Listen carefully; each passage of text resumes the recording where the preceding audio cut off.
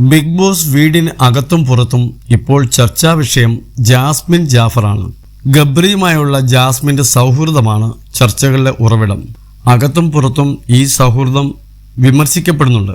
ഇതിനിടെ ജാസ്മിന് വീട്ടിൽ നിന്നും വന്ന ഫോൺ കോളും തുടർന്ന് ജാസ്മിന്റെ ഗെയിമിൽ വന്ന മാറ്റവുമെല്ലാം ചർച്ചയാകുന്നുണ്ട്. ജാസ്മിനെ വിമർശിച്ചും അനുകൂലിച്ചും സോഷ്യൽ മീഡിയ ചേരി തിരിഞ്ഞിരിക്കുകയാണ്.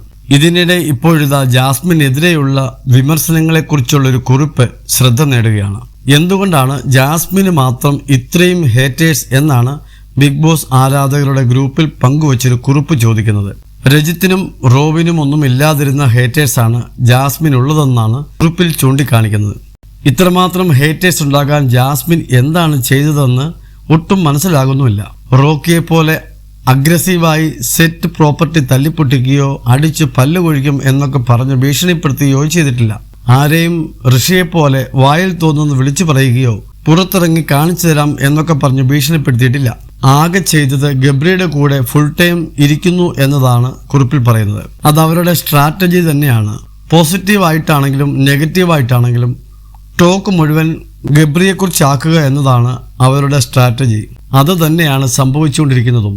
കണ്ടന്റ് ഉണ്ടാക്കുകയും സ്ക്രീൻ സ്പേസ് മാക്സിമം നേടിയെടുക്കുകയും ചെയ്യുക എന്നത് തന്നെയല്ലേ ഈ ഗെയിമിന്റെ main strategy.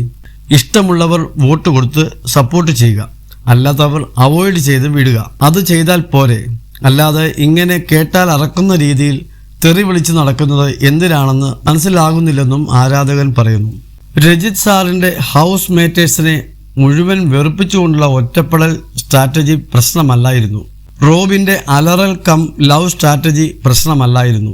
ദിൽഷയുടെ Blesslee brother Robin best friend strategy പ്രശ്നമല്ലായിരുന്നു. എന്തിനധികം പറയുന്നു, സൂര്യയുടെ വൺ വേ ടോക്സിക് ലവിന് പോലും ഇവിടെ ഫാൻസ് ഉണ്ടായിരുന്നു.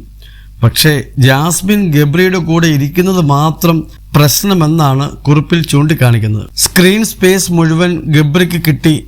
പുറത്ത് അവർ ദിൽ റോബ് പോലെയും പേർലിഷ് പോലെയുമൊക്കെ ആഘോഷിക്കപ്പെടുന്നുണ്ടാകാം എന്ന് തെറ്റിദ്ധരിച്ച് വീട്ടിനകത്തുള്ളവർക്ക് അവരോട് ദേഷ്യം തോന്നുന്നത് മനസ്സിലാക്കാം. തെറി വിളിച്ച് നടക്കുന്ന പുറത്തുള്ളവരുടെ മാനസികാവസ്ഥയാണ് മനസ്സിലാകാത്തതെന്നും കുറിപ്പിൽ പറയുന്നു. പുതിയ പരാതിയാണ്. ബിഗ് ബോസ് ജാസ്മിനോട് ഫേവറിസം കാണിച്ചു, വീട്ടിൽ നിന്നുള്ള കോൾ കൊടുത്ത് എല്ലാം അറിയിച്ചുവെന്ന്. ബിഗ് ബോസോ ചാനലോ അങ്ങനെ ഒരാളോട് ഫേവറിസം കാണിക്കില്ല. അങ്ങനെ കാണിക്കണമെന്നുണ്ടെങ്കിൽ ഒരു പൂച്ചക്കുഞ്ഞു പോലും അറിയാതെ കാണിക്കാൻ അവർക്ക് പറ്റും. അതിന് ഇന്നലത്തെ പോലെ കോൾ കട്ട് ചെയ്ത് കാണിക്കേണ്ട കാര്യമൊന്നും ഇല്ലെന്നാണ് കുറിപ്പിൽ പറയുന്നത്. ഇതിപ്പോ ജാസ്മിന്റെ ഉള്ള നെഗറ്റീവ് കൂട്ടാൻ വേണ്ടി ചെയ്തതാണോ എന്നാണ് സംശയിക്കേണ്ടത്.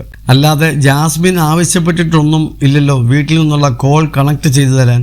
24/7 ലൈവ് കാണുന്ന പലരുടെയും വിചാരം അവിടെ നടക്കുന്ന മുഴുവൻ കാര്യങ്ങളും നമ്മൾ കാണുന്നുണ്ട് എന്നാണ്. എന്നാൽ അങ്ങനെയല്ല കേട്ടോ.